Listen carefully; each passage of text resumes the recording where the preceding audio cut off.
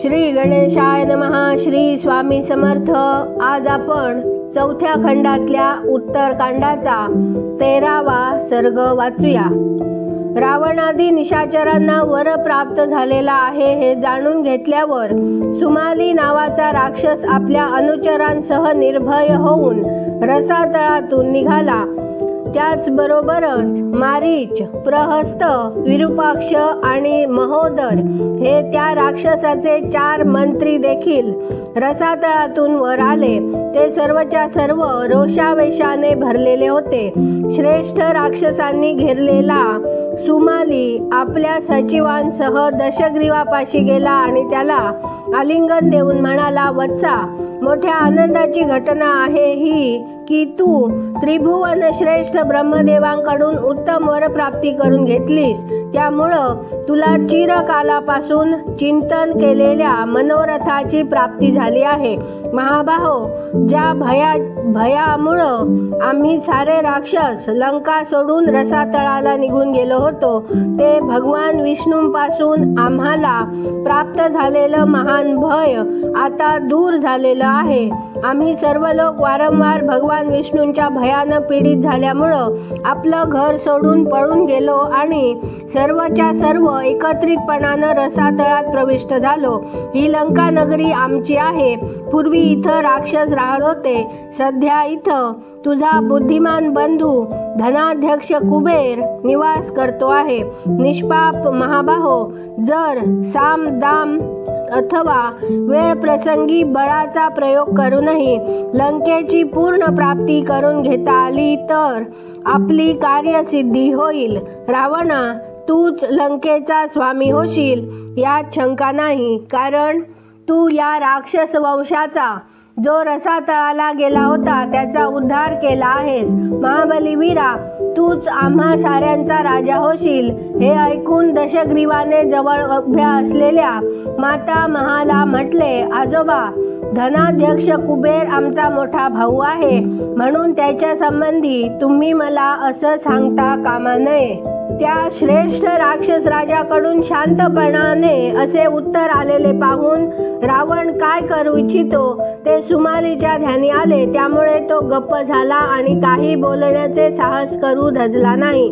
त्यानंतर काही काळ व्यतीत झाल्यावर आपल्या स्थानी निवास करणाऱ्या रावणाला, ज्याने सुमालीला वरील प्रमाणे उत्तर दिले होते, त्या दशग्रीवाला निशाचर प्रहस्ताने विनयपूर्वक युक्तिप्रयुक्तीने समजाविण्यास सुरुवात केली. तो म्हणाला, महाबाहू दशग्रीवा, तुम्ही तुमच्या आजोबांना जे काही म्हणालात तसं म्हणणं योग्य नव्हे, कारण वीरामध्ये अशा तऱ्हेच्या भ्रातृभावाचा निर्वाह झालेला पाहण्यात नाही.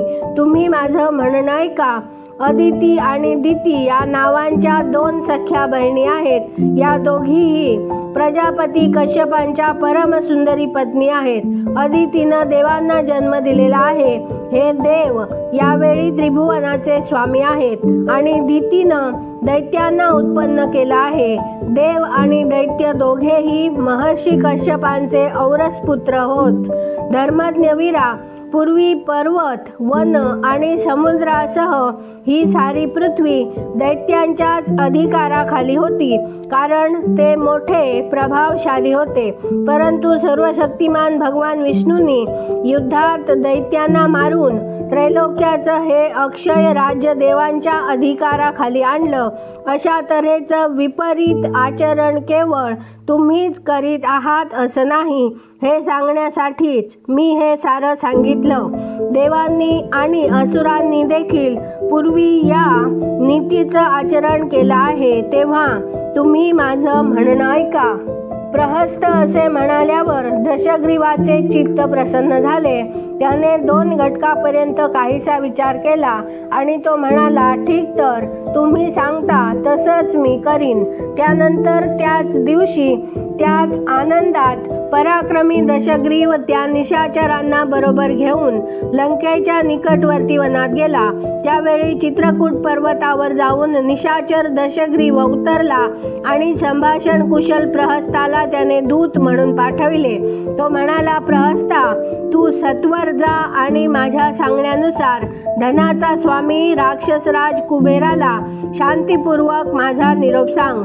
म्हणावं, राजन, ही लंकापुरी महामना राक्षसांची आहे की जिच्यात तुम्ही निवास करता आहात.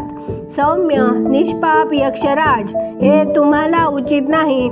अतुल पराक्रमी धनेश्वरा, जर तुम्ही आम्हाला ही लंकापुरी परत केलीत तर त्यामुळं आम्हाला मोठा आनंद वाटेल आणि तुम्हीही धर्माचं पालन केलं असं समजता येईल. तेव्हा प्रहस्त कुबेराद्वारे सुरक्षित लंकापुरीत गेला आणि त्या वित्तपालाला मोठ्या उदारवाणीने म्हणाला, उत्तम व्रताचं पालन करणाऱ्या संपूर्ण शस्त्रधारकात श्रेष्ठ सर्व शास्त्र विशारद महाबाहू महाप्राज्ञ धनेश्वरा, तुमच्या बंधूनं दशग्रीवानं मला तुमच्याकडं पाठविलं आहे. दशमुख रावण तुम्हाला जे काही सांगू इच्छितात ते मी सांगतो. तुम्ही माझं म्हणणं ऐका. विशाल लोचन वैश्रवणा, ही रमणीय लंकापुरी पूर्वी भयानक पराक्रमी सुमाली आदी राक्षसांच्या अधिपत्याखाली होती.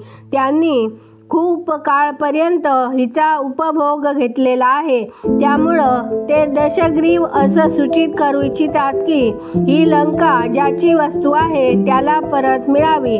तेव्हा कुबेरा, शांतीपूर्वक याचना करणाऱ्या दशग्रीवाला तुम्ही ही पुरी परत करावी. प्रहस्ताच्या मुखातून हे सर्व ऐकून वाणी मर्मज्ञ श्रेष्ठ भगवान वैश्रवणाने प्रहस्ताला उत्तर दिले. तो म्हणाला, राक्षस, ही लंका पूर्वी निशाचर शून्य होती. त्यावेळी पित्यानं मला इथं राहण्यासाठी आज्ञा दिली आणि मी इथं दान मान आदी गुणांनी प्रजाजन वसविले. दूत, तू जाऊन दशग्रीवाला सांग, महाबाहो, ही पुरी तसंच हे निष्कंटक राज्य जे काही माझ्यापाशी आहे ते सारं तुझं देखील आहे. तू याचा उपभोग घे. माझं राज्य तसंच सारं धन तुझ्यापासून अविभक्त आहे. असे म्हणून धनाध्यक्ष कुबेर आपला पिता विश्रवा मुनींकडे निघून गेला. तेथे पित्याला प्रणाम करून त्याने रावणाची जी इच्छा होती ती सांगितली. तो म्हणाला, तात, आज दशग्रीवानं माझ्याकडं दूत पाठविला आणि सांगितलं ही लंकापुरी राक्षसांचं वसती स्थान होती. त्यामुळं ही राक्षसांना परत करावी. सुव्रत, आता मला याविषयी काय केलं पाहिजे ते सांगण्याची कृपा करा. तो असे म्हणाल्यावर ब्रह्मर्षी मुनीवर विश्रवा हात जोडून उभ्या असलेल्या धनद कुबेराला म्हणाले, मुला, माझं म्हणणं ऐक.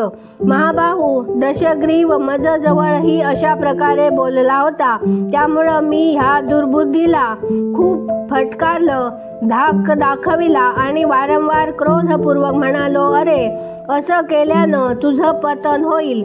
परंतु ते सारं निष्फळ झालेलं दिसतं. मुला, आता तूच माझं धर्मानुकूल तसंच कल्याणकारी वचन लक्षपूर्वक ऐक. रावणाची बुद्धी खूपच नीच आहे.